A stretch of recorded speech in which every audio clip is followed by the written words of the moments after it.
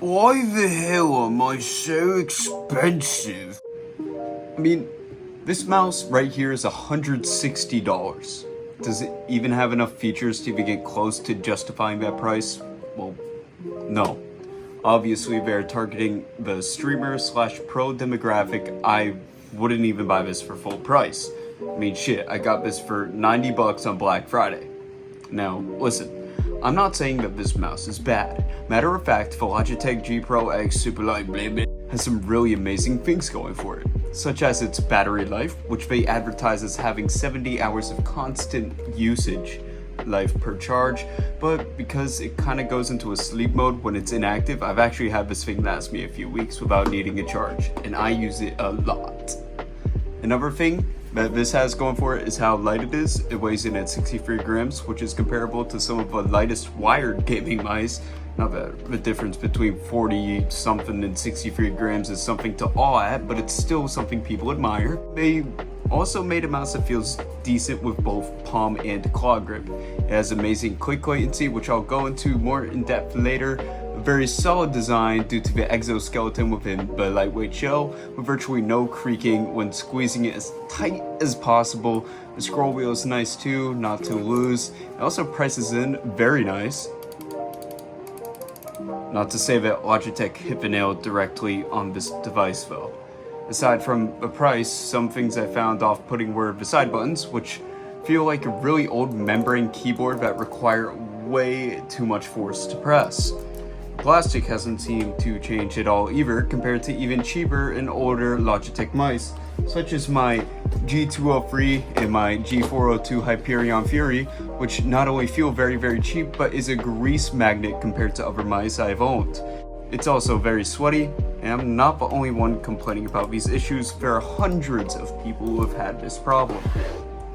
Y'all may think I am being nitpicky, but you are also forgetting that this is a mouse Logitech prices at $160 and still profited off of for selling it for $90. Companies build these products for like $7 in materials and $10 in paying people and for the engineering prices. I could go on and on. But the point is, Logitech probably profits hundreds from each of these mice they sell. And the only reason I got this was for a more simple desk to get back to after working a long day in technology. And I recommend you follow for more videos in the future, just about making my whole setup a bit simpler. But let's compare this to other mice I have used. The Core Master MM710, amazing mouse, honestly one of my favorite FPS mice. The claw grip just fits me just fine. High quality plastic, nice glide feet, side buttons don't feel like a trampoline with rusty springs. It has a nice scroll wheel. Clicks used to be nice, but this has been abused for years now, so it's kinda...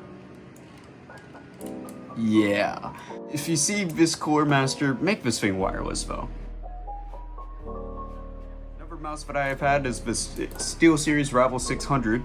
This is like comparing a tuned Supra to a Bugatti.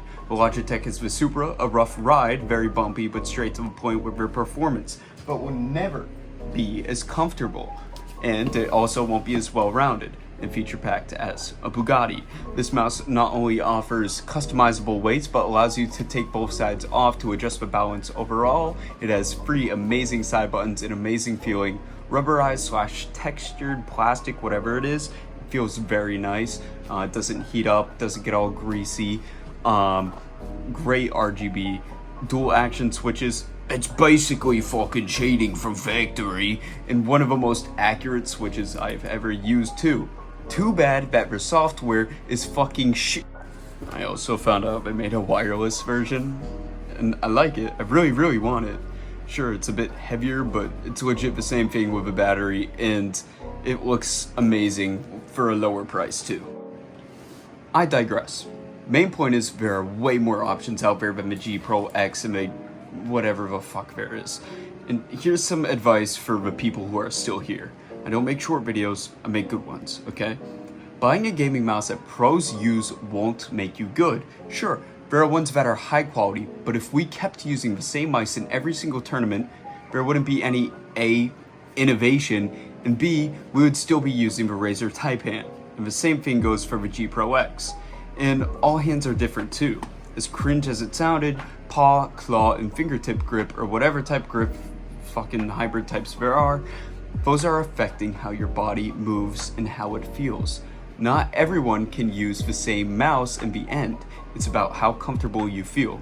And another thing I realized, unless you're like professionally gaming, high-end sensors, later PixArt sensors, TrueMove, as well as the Hero sensors, aren't too different spec-wise. They're all very good and will provide basically the same performance, only difference being with wireless mice, the polling rate, they can be different, like they can vary a bit, but most of the time it's still low enough to not be noticeable with our human reaction times.